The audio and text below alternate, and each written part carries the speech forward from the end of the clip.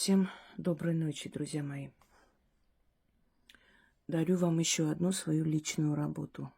То, что мое, и я пользовалась, для себя создано. Но постепенно дарю своим зрителям, потому что понимаю, что мои зрители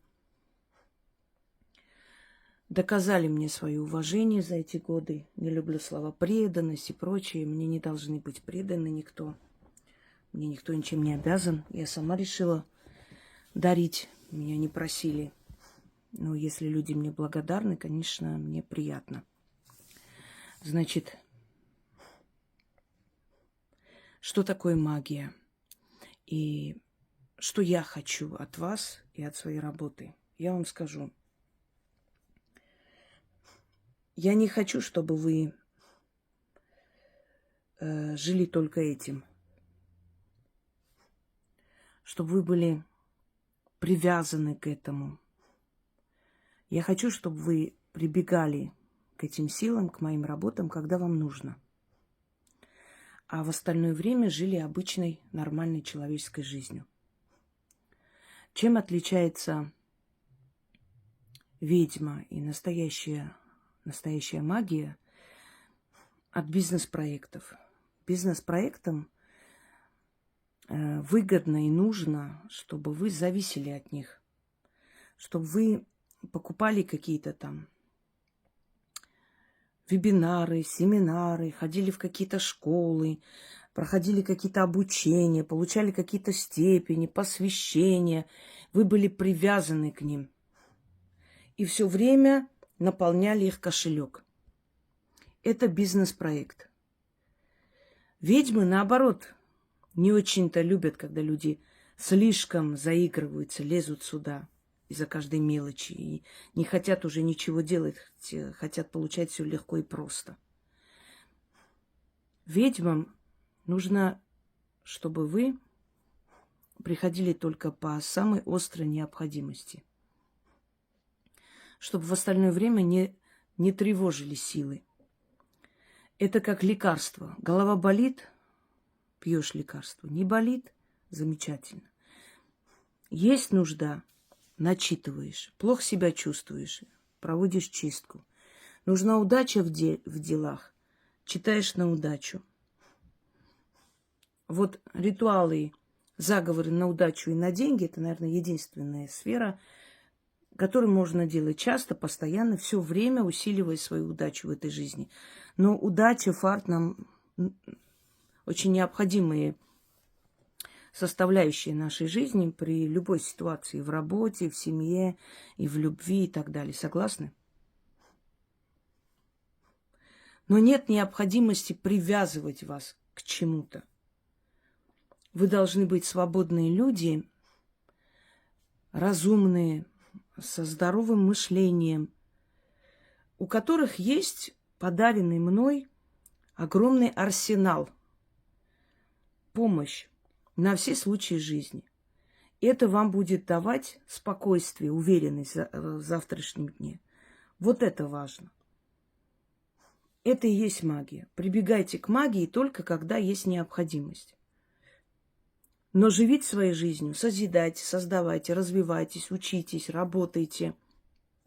Поднимайтесь в этой жизни, служите своей родине, помогите кошкам, собакам, помогите бедным людям. Живите жизнью человека, хорошего, достойного человека. Но не будьте привязаны ни к чему. Настолько, чтобы быть просто частью этого чего-то. До такой степени, чтобы вами могли манипулировать. Вот о чем речь. Поэтому, когда я начала говорить, что мои зрители заслужили, чтобы я свои личные наработки дарила, я имею в виду, что я вижу адекватное понимание, адекватную реакцию. Не погружаться с головой никуда. Ко всему надо относиться трезво. Ко всему, к философии, к религии, к магии, к каким-то учениям. Ко всему относитесь трезво. В меру, без фанатизма, без безумия какого-то. Но в то же самое время знайте, что за вашей спиной есть силы, которые придут на помощь. Помогут вам в трудной ситуации. Этот ритуал я нашла, когда изучала историю Древней Руси. Век, наверное, XIV. Быт крестьян, поверья крестьян и так далее. Это редкие книги, честно, не помню сейчас автора, потому что это очень редкие книги. Они были у нас университетская библиотека, я там изучала. Значит, мне нужно было сдать курсовую на тему русский терем. Русский терем или хата, то есть дом. Как он расположен, где там был иконостас, красный уголок, знаете, да? Туда сажали гостей или там молодую невесту, если там приводили в дом сноху. Значит, горница. Дальше идет там, ну, например, Архангельская губерния, оно как-то так расположено в северных домах, делалось так, чтобы в мороз человек не выходил, и там всегда обычно зимой была вьюга, ужасно холодный ветер, и вот эта дравница была частью дома.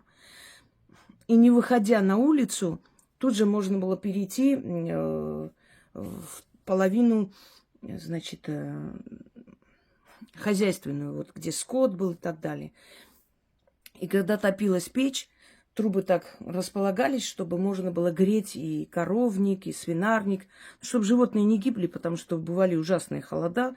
Чем дальше, тем холоднее. И с моря ветер ужасный мог, жуткий такой, холодный, сметал на своем пути, принося болезни иногда.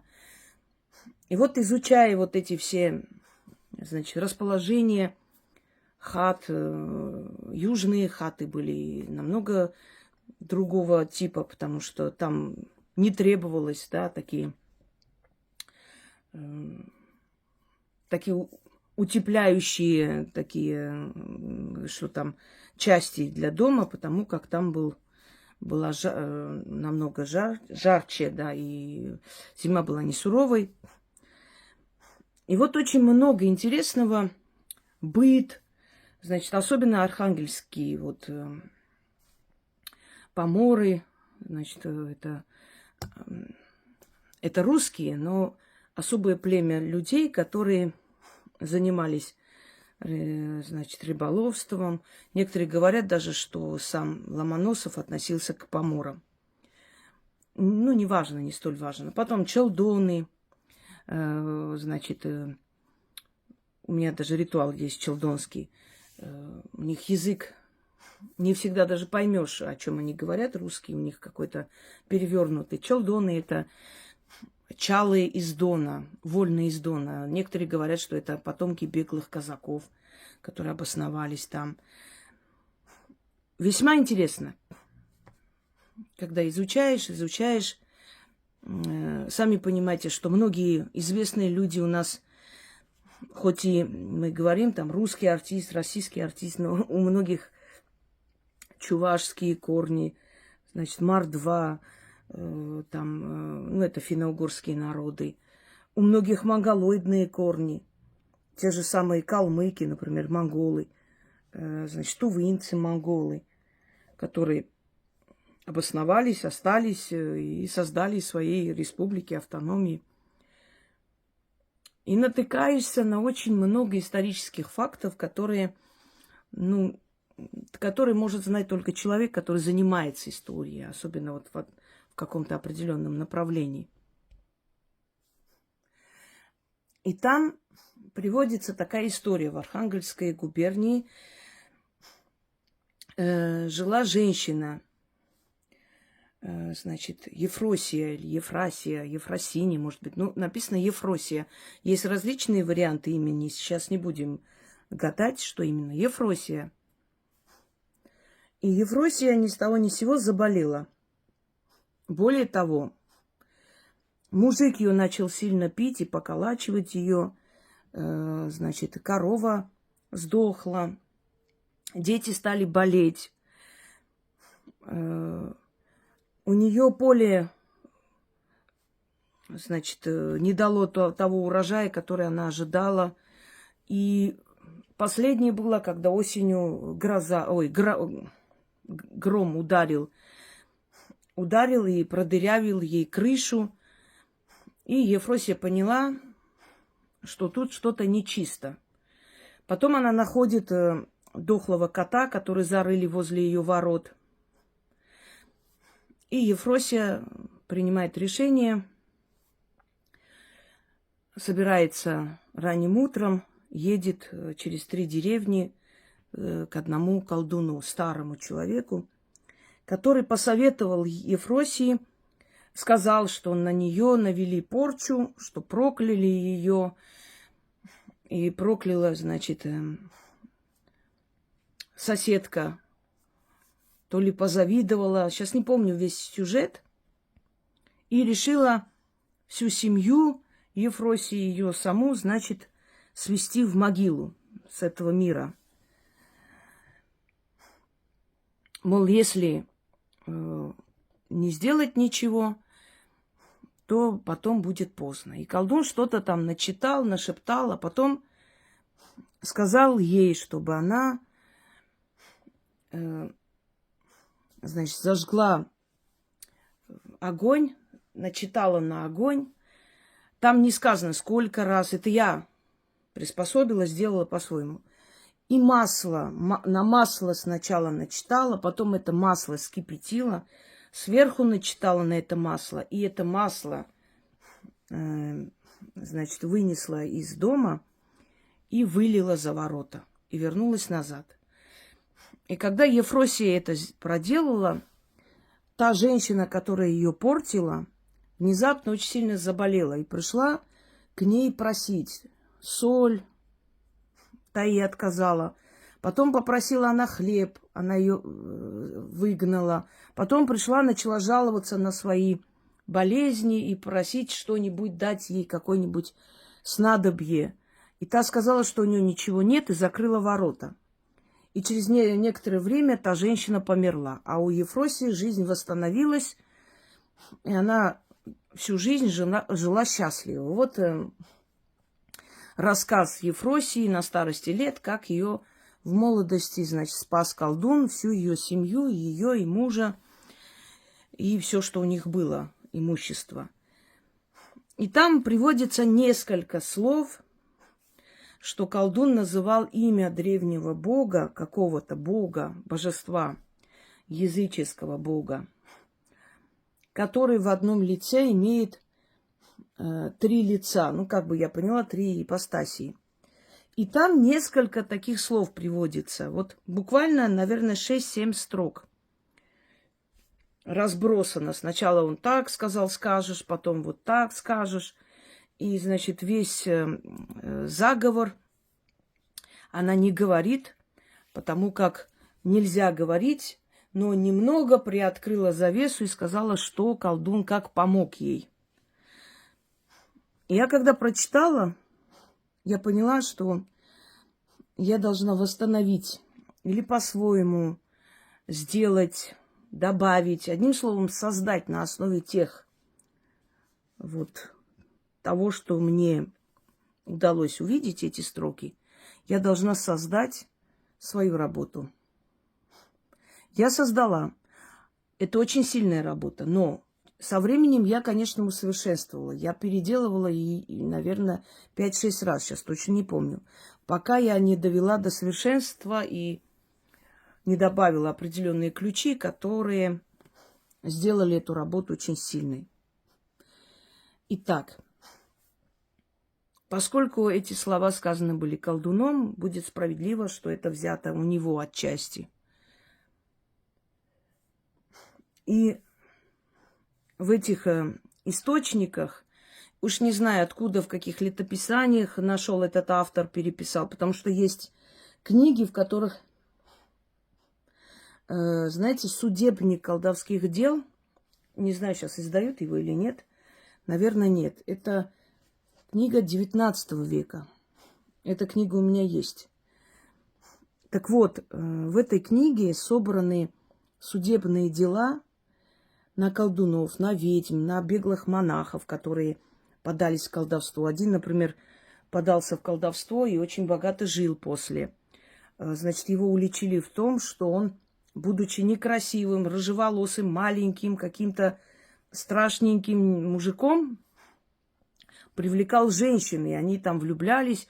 Одна даже пыталась повеситься, ее, значит, свекровь успела спасти. И вот у него при обыске его кельи нашли у него какие-то определенные заговоры полюбовные, которыми он вызывал любовь и похоть, и страсть этих женщин. Его выгнали, его осудили, лишили сана. Через некоторое время он появляется в другом месте, как, в качестве колдуна. Видимо, он понял, что лучше быть колдуном – это выгодное дело, понимаешь. И после этого он очень известен. Вот этот судебник тоже собран из разных времен, разных эпох, значит, разных веков. Именно судебник. И там приводится и суд, и результат суда, что там было дело. И они все на самом деле спаслись. Неудивительно, человек, обладающий этими знаниями, спасается всегда. Но прилагались вот эти все заговоры. Это просто, как вам сказать, это, бесценные труды. И я платила немалые деньги. И за такие деньги можно было шубу купить или хорошее бриллиантовое кольцо. Но я понимала, что это лучше, чем бриллиант. Это вечность, понимаете? Вот есть вечные темы. Это духовные темы, это знания, которые нужны. И когда силы, которые дают тебе это дарование, видят твое рвение, вот эту вот одержимость знаниями, тайнами, они тебе дарят и дарят и дарят. Когда моему отцу принес один алкоголик там книги всякие, в общем, и он посмотрел, ему это было неинтересно, но я когда увидела, у меня аж глаза на лоб полезли, я говорю, купи, пожалуйста, эти книги. Ну, хорошо, он купил, как-то так, настроение у него было хорошее, и он взял эти книги. Да там немного надо было, 300 рублей, что ли, он просил всего лишь. Мать умерла, и он нашел на крыше всякие книги и приносил, значит, продавал. И вот эти книги тоже редкие попали мне. Они не просто попали в мои руки, они пришли ко мне. Я знаю, что их направили ко мне. Но вот именно вот эти книги, я почему говорю вам, друзья мои, собирайте знания. Что бы в вашей жизни ни случилось, материально уйдет, останется. Мы все много раз начинали жизнь с нуля. Оставались ни с чем и по новой просто ползали снизу вверх. Но то, что в вашей голове, ваши знания по любой профессии, не обязательно магия, кулинария, там, не знаю, значит, ювелирное дело, да что угодно, строительное, это же никуда не денется. Это в голове. Это ваш опыт, ваши знания, которые вам за короткое время помогут опять подняться. Ведь люди лишаются всего. Бывают войны, разорения, люди куда-то уезжают, сбегают, чтобы спасти своих детей. И глядишь, через лет 5-6 опять дом построили, опять фирму открыли. Откуда это? Как это получается? Опыт. Опыт не пропьешь, это не просто так сказано, хотя не к месту это слово. Но ум, понимаете? Вот ума набирайтесь много, будет и вам толк, и другим, кто рядом с вами. Итак, первым делом 6 восковых свечей, соль,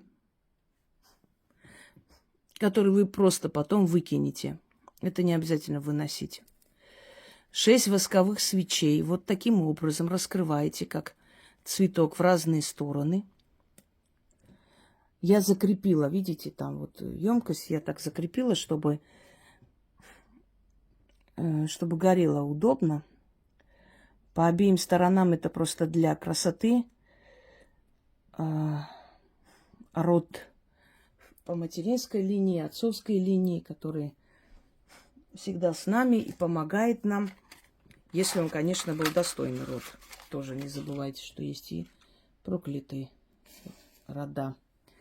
Итак, зажигаем. Читаем 6 раз. Масло, видите? Любое масло можно. Имеется в виду оливковое масло, подсолнечное масло, ну, любое масло. И тогда тоже было масло и гречневое, и тмин. Ну, гречневое намного гораздо позже, конечно, появилось. То есть главное это масло, а содержание это не столь важно, собственно говоря. Далее полынь, которая считается колдовской травой наряду с другими растениями. Значит, так.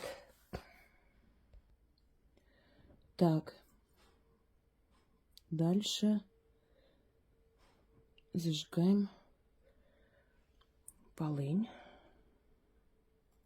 Вот. Отлично. И при таких ритуалах я вам всегда говорю, чтобы вы обязательно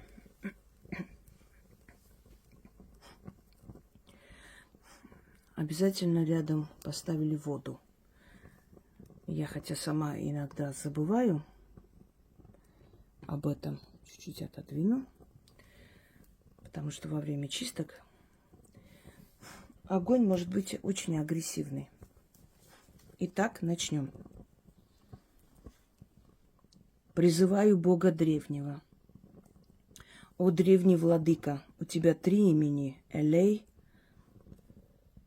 Теле, Сомон.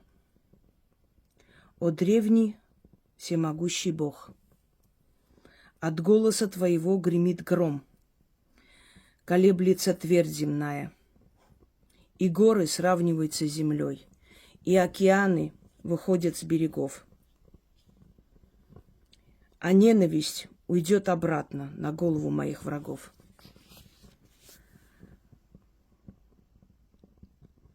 Застонут их кости и полукости, жилы, полужилы. Мозги их в костях заноют. Мозг их в костях заноет, извиняюсь. В жилах кровь встанет. Иглами каменными в телах их будут гореть. Иглами каменными тела их будут гореть в гиене огненной. Каждая моя слеза им кровью пойдет. Где бы они ни были, их отыщет и найдет. Духи будут сжечь их железом каленым. Злые духи им будут являться. Во все дни и ночи, всюду и везде. Никому моего заговора не перебить. Ни бабе, ни мужику. Яд вам, еда, уксус, вода. Заберите свое зло обратно. Да еще и во 100-кратно. Зубы, губы, ключ, замок, язык. Заклинаю. Просто немножко запах полыни душит. Сейчас еще раз прочитаю, уже без ошибок.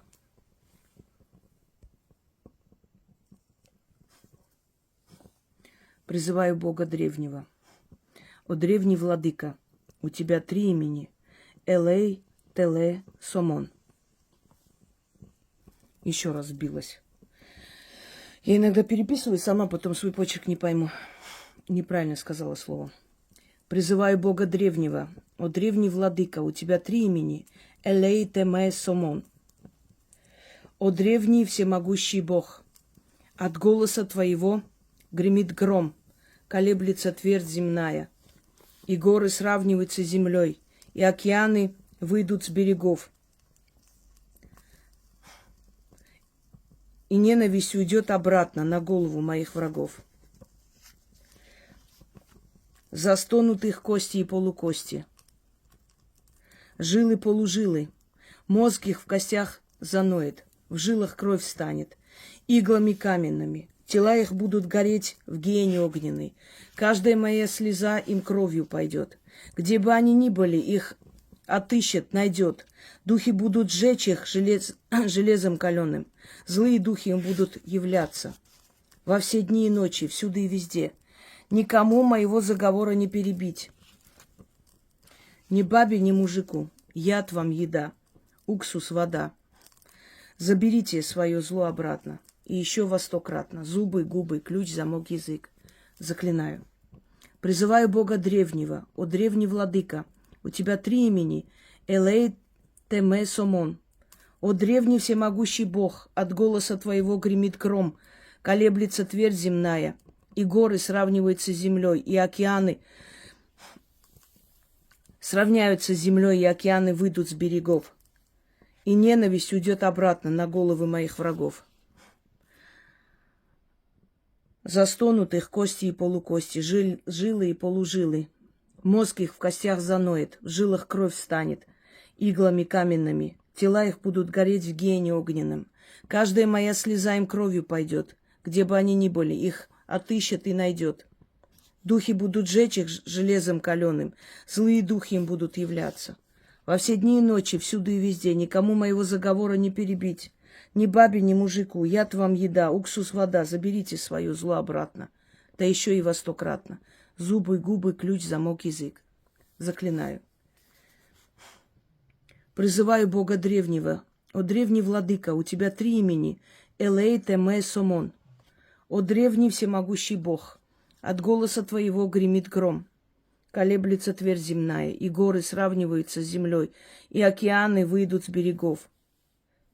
Здесь эти мелкие нарушения, это не важно. Не они ключи, поэтому усталость сказывается. Иногда могу не так читать, и это не главное. Остальная мысль должна быть правильно прочитана. И океаны выйдут с берегов, и ненависть, и ненависть уйдет обратно на головы моих врагов. Застонут их кости и полукости, жилы и полужилы, мозг их в костях заноет, в жилах кровь станет иглами каменными. Тела их будут гореть в гиене огненном, каждая моя слеза им кровью пойдет. Где бы они ни были, их отыщет и найдет. Духи будут сжечь их железом каленым, злые духи им будут являться. Во все дни и ночи, всюду и везде. Никому моего заговора не перебить, ни бабе, ни мужику. Яд вам еда, уксус вода. Заберите свое зло обратно, да еще и во 100-кратно. Зубы, губы, ключ, замок, язык. Заклинаю. Призываю Бога древнего. О древний владыка, у тебя 3 имени. Элей, Теме, Сомон. О древний всемогущий Бог, от голоса твоего гремит гром. Колеблется твердь земная, и горы сравниваются с землей, и океаны выйдут с берегов, и ненависть уйдет обратно на голову моих врагов. Застонут их кости и полукости, жилы и полужилы. Мозг их в костях заноет, в жилах кровь станет, иглами каменными. Тела их будут гореть в гиене огненной. Каждая моя слеза им кровью пойдет. Где бы они ни были, их отыщет, найдет. Духи будут сжечь их железом каленым, злые духи им будут являться. Во все дни и ночи, всюду и везде, никому моего заговора не перебить, ни бабе, ни мужику. Яд вам еда, уксус вода. Заберите свое зло обратно, да еще и во 100-кратно. Зубы, губы, ключ, замок, язык. Заклинаю. Призываю Бога древнего. О древний владыка, у тебя 3 имени. Элей, Теме, Сомон. О древний всемогущий Бог, от голоса твоего гремит гром. Колеблется твердь земная, и горы сравниваются с землей, и океаны выйдут с берегов, и ненависть уйдет обратно на голову моих врагов. Застонут их кости и полукости, жилы и полужилы, мозг их в костях заноет, в жилах кровь станет, иглами каменными тела их будут гореть в гиене огненной. Каждая моя слеза им кровью пойдет. Где бы они ни были, их отыщет и найдет. Духи будут сжечь их железом каленым. Злые духи им будут являться во все дни и ночи, всюду и везде. Никому моего заговора не перебить, ни бабе, ни мужику. Яд вам еда, уксус вода. Заберите свое зло обратно, да еще и во 100-кратно. Зубы, губы, ключ, замок, язык. Заклинаю. 6 раз прочитали. Нужно отнести это масло и вылить в какую-то емкость, поставить на плиту. И когда масло начнет уже потихоньку закипать, читать сверху 1 раз, и после вынести это масло и вылить за ворота. Итак, масло потихоньку начинает закипать. Поэтому мы с вами начитаем сверху, а потом выльем. призываю Бога древнего. О древний владыка, у тебя 3 имени – Элей, Теме, Сомон. О древний всемогущий Бог, от голоса твоего гремит гром, колеблется твердь земная. И горы сравниваются с землей, и океаны выйдут с берегов, и ненависть уйдет обратно на головы моих врагов. Застонут их кости и полукости, жилы и полужилы, мозг их в костях заноет, в жилах кровь станет иглами каменными, тела их будут гореть в гиене огненной. Каждая моя слеза им кровью пойдет. Где бы они ни были, их отыщет и найдет. Духи будут жечь их железом каленым. Злые духи будут являться им.